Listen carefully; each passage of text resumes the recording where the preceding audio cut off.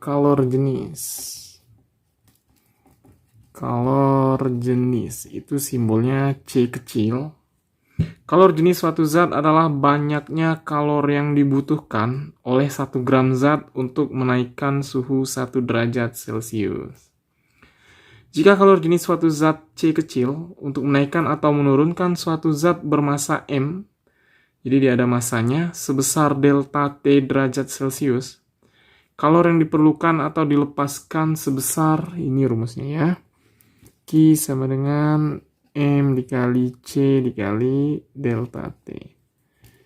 Ini energi kalornya. Jadi kalau yang ditanyakan C, dibalik aja rumusnya. Berarti Q dibagi M dikali delta T. Untuk keterangannya, Q itu tetap sama, energi kalor, satuannya joule. M itu masanya, satuannya adalah kilogram. Dan C kecil itu adalah kalor jenis. Kalor jenis, satuannya adalah joule per kilogram derajat Celcius. Delta T ini adalah perubahan suhu, satuannya adalah derajat Celcius. Kita masuk ke contoh soalnya. Jika 20 joule kalor digunakan untuk menaikkan suhu 0,5 kg zat sebesar 10 derajat Celcius, hitung kalor jenis zat tersebut. Berarti yang diketahui di sini yang pertama adalah 20 joule kalor, berarti Q-nya. Q sama dengan 20 joule. Selanjutnya digunakan untuk menaikkan suhu 0,5 kg, berarti masanya M sama dengan 0,5 kg. Selanjutnya suhunya diketahui juga 10 derajat Celcius. Delta T ya. Perubahan suhunya delta T sama dengan 10 derajat Celcius. Yang ditanyakan adalah C kecil. Jawab. Berdasarkan rumus yang tadi, Q sama dengan M dikali C dikali delta T. Sedangkan ditanya adalah C, maka ubah rumusnya jadi C sama dengan Q dibagi M dikali delta T. Masukkan nilainya. Sini ya. C sama dengan Q-nya berapa? Q-nya 20 joule, 20 dibagi M-nya berapa? 0,5 dikali delta T-nya 10. Berarti C sama dengan, di sini nilainya C sama dengan 20 dibagi 0,5 dikali 10. Berarti 5 dikali 1. Berarti 5. Sama dengan 4. Satuannya apa? Joule per kilogram derajat Celcius. Ini hasilnya. Selanjutnya kita masuk ke materi asas Black. Asas Black. Jadi pada tahun 1761 itu Joseph Black menyatakan bahwa pada sistem tertutup kalor yang dilepas oleh suatu zat akan sama dengan kalor yang diterima oleh zat lainnya, yaitu Q terima sama dengan Q lepas. Ini pernyataan dari Joseph Black. Q terima sama dengan Q lepas. Atau Q lepas sama dengan Q terima. Kalor yang diterima sama dengan kalor yang dilepas. Ketika ada satu buah batang besi bersuhu 60 derajat Celcius, kemudian dicampur dengan air bersuhu 20 derajat Celcius, maka ketika keduanya dicampur, maka akan ada perubahan suhu campurannya. Suhu besi akan mendingin atau menurun, sedangkan suhu air akan naik atau dia menerima kalor, sedangkan yang besi tadi dia melepaskan kalor. Q terima sama dengan Q lepas. Rumus Q adalah MC delta T ya. M dikali C dikali delta T sama dengan Q lepasnya sama M dikali C dikali delta T. Karena ada dua buah, ada yang menerima, ada yang melepas, maka bisa kita berikan indeks pada Q yang terima M1, C1, delta T1. Dan yang Q lepas juga kita kasih indeks 2 ya, M2, C2, delta T2. Ini adalah rumus dari asas Black. Gimana contoh soalnya? Mari kita lihat. Contoh soalnya, jika 5 kg air, berarti M1 ya, M1 sama dengan 5 kg, bersuhu 10 derajat Celcius, berarti T1 sama dengan 10 derajat Celcius. Dicampur dengan 6 kg air, berarti M2 sama dengan 6 kg, bersuhu 20 derajat Celcius. T2 sama dengan 20 derajat Celcius.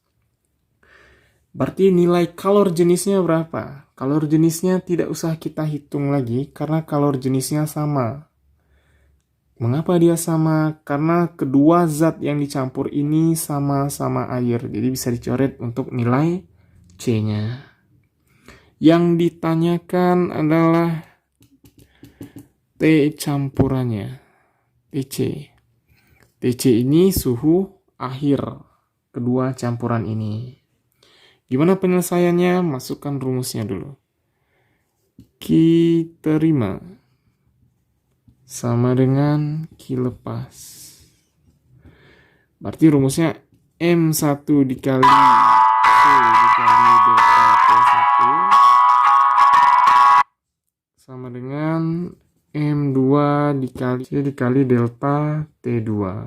Kita masukkan nilainya. M1-nya 5 kg. Delta T1-nya itu TC dikurang T1. Kenapa dia TC? Karena suhu akhirnya adalah T campuran. Sedangkan T1-nya suhu awalnya adalah 10 derajat Celcius. Berarti TC dikurang 10 derajat Celcius sama dengan M2 itu 6 kg dikali dengan 20 T2-nya dikurang TC. Kenapa dia terbalik di sini? Karena yang 5 kg ini dia menerima kalor, sedangkan yang ini dia melepaskan kalor. Dihitung, kita hitung, gimana cara ngitungnya? 5 dikali TC. Berarti 5 TC, 5 dikali min 10, berarti min 50. Sama dengan 6 dikali 20, 120. 6 dikali min TC, min 6 TC.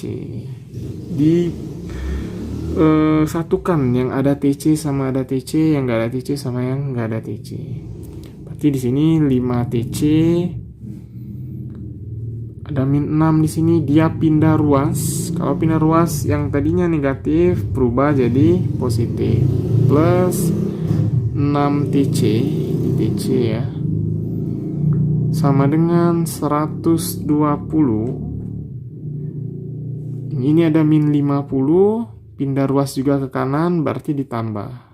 Berubah tandanya jadi positif, positif 50. Berapa hasilnya? 5 TC ditambah 6 TC itu 11 TC. 11 TC sama dengan 120 ditambah 50. 170. Nah, berarti 11 TC sama dengan 170. Nilai TC-nya berapa? Ke kanan sini. TC sama dengan 170 dibagi 11. 170 per 11. TC sama dengan 15,45. Ini hasil akhirnya. Satuannya apa? Derajat Celcius. Itu suhu akhirnya. Jadi suhu akhirnya adalah 15,45 derajat Celcius. Nah, materi selanjutnya adalah perpindahan kalor. Perpindahan kalor. Tiga cara perpindahan kalor. Yang pertama yaitu konduksi. yang kedua konveksi, dan yang ketiga radiasi. Konduksi adalah perpindahan kalor melalui zat perantara tanpa disertai dengan perpindahan partikel-partikel zat tersebut. Berarti kalau konduksi ini contohnya adalah ketika kalian memanaskan sendok di atas api atau di atas kompor, maka lama-kelamaan tangan kalian juga akan merasakan panas. Jadi dia berpindah melalui zat perantaranya sendok, tapi tidak disertai dengan partikel-partikelnya, partikel sendoknya tetap. Dia berpindah melalui zat perantara, tapi tidak disertai dengan perpindahan partikel-partikel zatnya. Itu kuncinya kalau dia konduksi. Kemudian konveksi. Konveksi adalah perpindahan kalor yang disertai dengan perpindahan partikel perantaranya. Jadi ketika kalian memasak air, terjadi perpindahan kalor di sana, perpindahan panas. Lama-kelamaan bukan hanya kalor atau pancinya saja yang panas, tapi air di dalamnya juga menjadi panas dan partikelnya berpindah. Kemana dia berpindah? Dia berpindah ke udara, menguap dia airnya. Selanjutnya radiasi. Radiasi adalah perpindahan kalor yang tidak memerlukan medium perantara, seperti kalor dari matahari yang sampai ke bumi. Panas dari matahari itu tidak memerlukan medium untuk perantara perpindahannya. Beda kalau konveksi, konduksi tadi. Kalau dia konduksi tadi dia memerlukan perantara, sendok contohnya, dan partikelnya tidak berpindah. Kalau konveksi tadi dia memerlukan perantara disertai dengan perpindahan partikelnya. Namun yang radiasi dia tidak memerlukan perantara.